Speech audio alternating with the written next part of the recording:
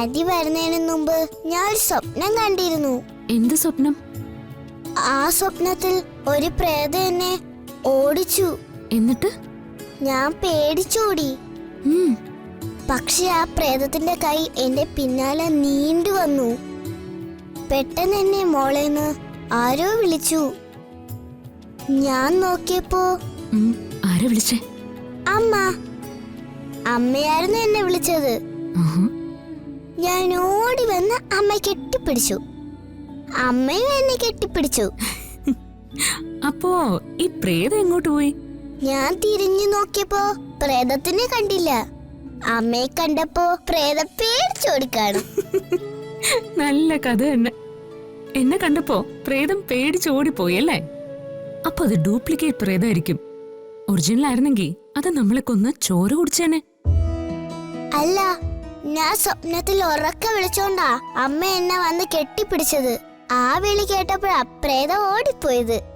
സ്വപ്നത്തിൽ എന്താ വിളിച്ചത്? അമ്മയെന്ന്. ആ, അത് ശരിയായിരിക്കും. അമ്മമാരെ പ്രേതങ്ങൾക്ക് വളരെ പേടിയാ. എന്താന്നറിയോ? എന്താ? അമ്മമാരുടെ ശക്തി അത്രയ്ക്ക് വലുതാ.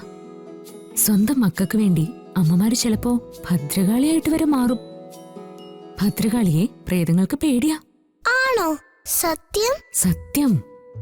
എന്നാ പിന്നെ ഞാൻ ഒരു കാര്യം ചോദിക്കട്ടെ? ചോദിക്ക.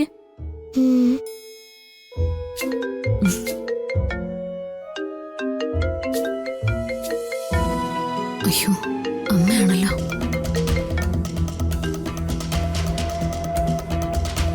മോളെ, നീ എവിടെയാ? അമ്മയിപ്പോ എന്തിനെന്നെ വിളിച്ചേ?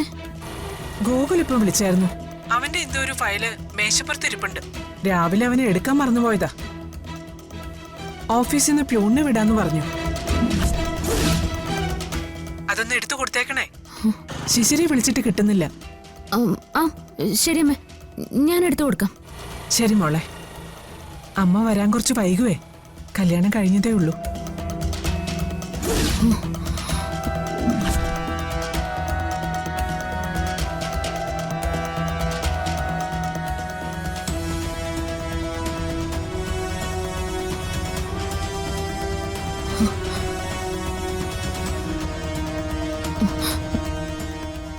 മോളെ, ആന്റിക്ക് ഒരു അത്യാവശ്യമുണ്ട്. ആന്റി പോയിട്ട് പിന്നെ വരാട്ടോ. പോയിട്ട് വരുമോ? തീർച്ചയായിട്ടും വരാം. പോയിട്ട് വരാവേ. അമ്മേ,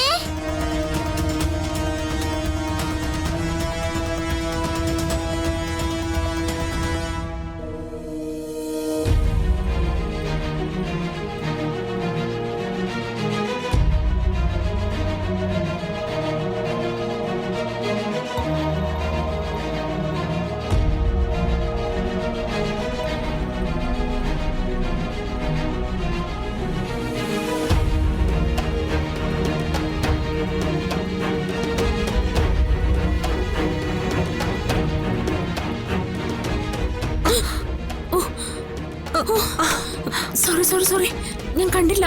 സോറി.